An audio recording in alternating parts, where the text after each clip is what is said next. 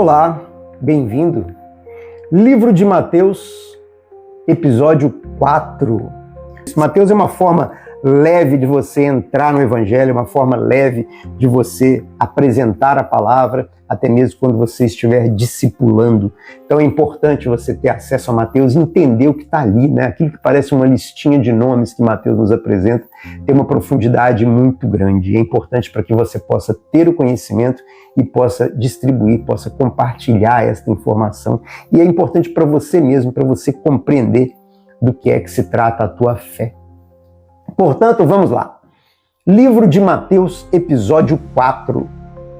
Salmão gerou de Raabe a Boaz, e este de Ruth gerou Obed, e Obed gerou a Jessé. Mateus 1:5. Esta passagem parece apenas uma lista de nomes, mas ela guarda informações profundas. Ela guarda a inclusão, por exemplo, de duas mulheres gentis dentro desse processo do Messias. E é importante que você entenda, aquilo que parece apenas uma lista de nomes guarda um conjunto de informações importantes que Mateus nos traz em 1:5, versículo 1:5.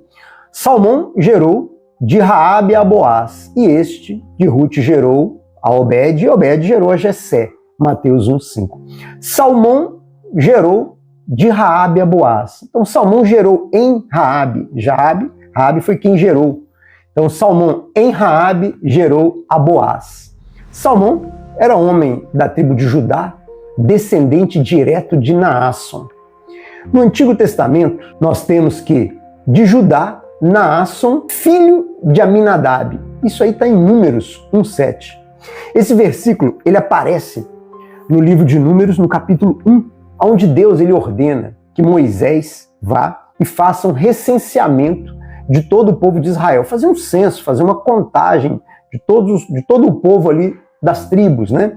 Então Deus ordena que Moisés fizesse um recenseamento, tribo por tribo, listando os líderes de cada tribo, ajudaria nesse processo, né? E a tribo de Judá, aqui mencionada, ela apresenta como escolhido para representá-la foi Naasson, filho de Aminadab. E ele não é apenas um chefe tribal, mas ele é uma figura importante na genealogia bíblica. O fato de ser citado em Números como líder de Judá destaca a honra, a posição dessa tribo entre Israel. Judá mais tarde se tornaria aquela tribo real de onde viria Davi e finalmente Cristo. Esse versículo de Mateus 1:5, embora ele seja simples, apenas listando nomes, ele é de grande importância, porque ele mostra a organização de Israel ali no deserto e ele confirma a linhagem messiânica da tribo de Judá. Ele liga o Antigo Testamento liga Naasson ao Novo Testamento a Jesus, cumprindo a promessa que o Messias viria da tribo de Judá. Raabe, citada também por Mateus, né? Raabe era uma mulher cananeia de Jericó, conhecida por ter protegido os espiões israelitas que apareceram a mando de Josué. Isso está em Josué 2. A fé de Raabe no Deus de Israel levou à salvação dela e à integração desse povo. E você vai aprender um pouco sobre Raabe agora. Vou fazer para você um resumo desse capítulo, dessa história de Raabe. Um resumo do capítulo de Josué 2, para que você entenda essa passagem. Em Josué 2, versículo 1, Josué ele envia secretamente dois espias a Sitim, para poder espionar Jericó. Eles entram na casa de Raabe. Raabe era uma prostituta e eles ali se hospedaram. O rei de Jericó, aí no versículo 2 e 3, o rei de Jericó fica sabendo dessa manobra e manda homens à casa de Raabe e pede que ela entregue esses espiões. No versículo 4 e 5, Raabe, porém, ela esconde esses homens no telhado da casa dela, debaixo ali de canas de linho, e diz para os homens do rei que eles já tinham ido embora. No versículo 7, os guardas então saem da casa de Raabe e vão procurá-los, procurar esses homens que foi dito que estariam ali, lá no caminho do Rio Jordão. No versículo 8 a 11, antes dos espias dormirem, Raabe vai lá, sobe no telhado e confessa a sua fé para eles. Raabe diz que toda a cidade estava apavorada com Israel e ela afirma saber que o Senhor entregou a terra ao seu povo, que aquela terra estava entregue ao povo dele. E ela, ali junto a eles, reconhece o poder de Deus, Deus que abriu o Mar Vermelho e que derrotou os reis dos amorreus. Ela então proclama: o Senhor vosso Deus é Deus em cima nos céus e embaixo da terra. E no versículo 12 até 14, ela pede que em troca dessa ajuda que ela estava dando aos espiões de Josué ali, ela pede que salve a família dela, que a família dela seja poupada quando Israel atacar. E os espiões então juram a ela que sim, que concordam e iriam ajudá-la. No versículo 15 e 16, Raabe os faz descer por uma corda da janela da casa dela, né? Ela estica uma corda e os faz descer pela janela, pois a casa dela ficava em cima do muro da cidade. E no versículo 17 ao versículo 21, o sinal combinado. O que ela faz? Ela precisava dar um sinal. Ela combinou com os espiões que a casa dela ia ser poupada, a família dela ia ser poupada, e ela precisava sinalizar isso quando os exércitos chegassem.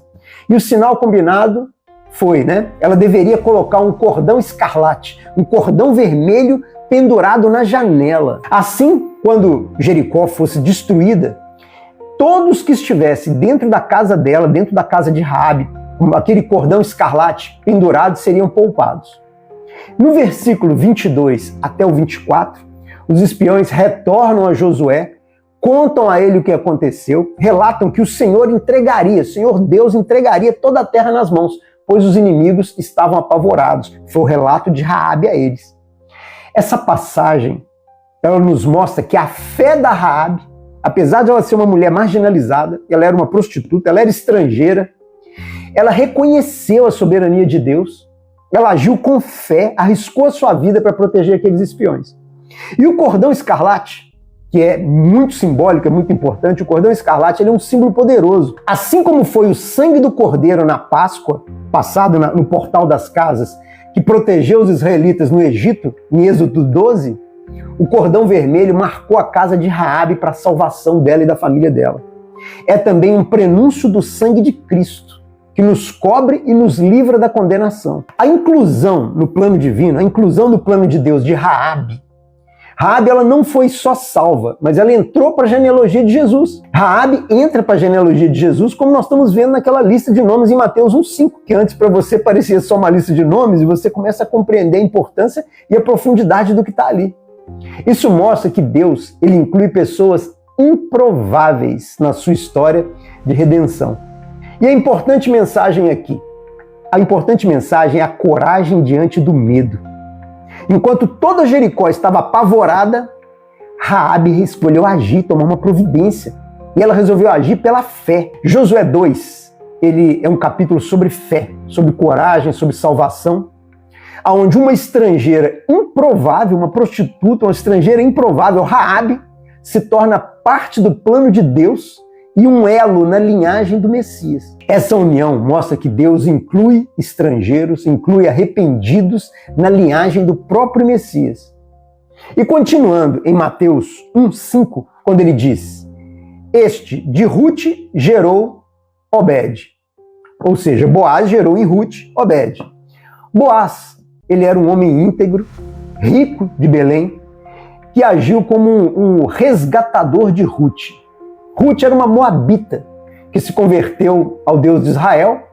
Ela é um exemplo de fidelidade, de lealdade. Isso está no livro de Ruth.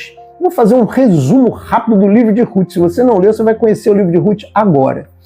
Então, uma passagem muito rápida, você vai compreender isso. Nós vamos resumir aqui o livro de Ruth para que você possa entender melhor a passagem que eu quero apontar para você. O livro de Ruth, ele narra a história de uma jovem moabita que, após ficar viúva, ela decide permanecer fiel à sogra dela, retornando com ela para Belém. Apesar dela ser estrangeira, Ruth demonstra uma lealdade e uma fé ao declarar: o teu povo é o meu povo, o teu Deus é o meu Deus. Essa atitude, a sua atitude revela coragem e a confiança no Deus de Israel, mesmo diante daquela pobreza, mesmo diante das incertezas por qual ela passava. Em Belém, Ruth trabalhava colhendo espigas no campo de Boaz, que era parente de Naomi e que acaba se tornando o protetor dela. Naomi orienta Ruth a pedir cobertura de Boaz como resgatador. e o que resulta no casamento dela com Boaz e a continuidade da linhagem de Judá. O livro termina mostrando que Ruth é bisavó do rei Davi, inserindo uma estrangeira fiel na genealogia do Messias e apontando para a graça inclusiva de Deus. A graça de Deus inclui as pessoas. O casamento de Boaz e Ruth é um símbolo de redenção e de que a graça de Deus alcança todas as nações. Então, Mateus 1,5, e Obed gerou a Jessé. Nós estamos caminhando na genealogia. Obed é filho de Boaz com a Ruth, que você acabou de conhecer a história. Ou seja, Obed, filho de Boaz e Ruth, ele é avô do rei Davi. Jessé é pai de Davi, figura central na promessa messiânica. Do tronco de Jessé sairá um rebento, e das suas raízes um renovo frutificará. Está em Isaías 11:1. Esse versículo, ele é uma profecia messiânica. Jessé ele foi o pai do rei Davi. Ao mencionar o tronco de Jessé, Isaías ele aponta para uma linhagem davídica, linhagem de Davi, onde viria o Messias prometido.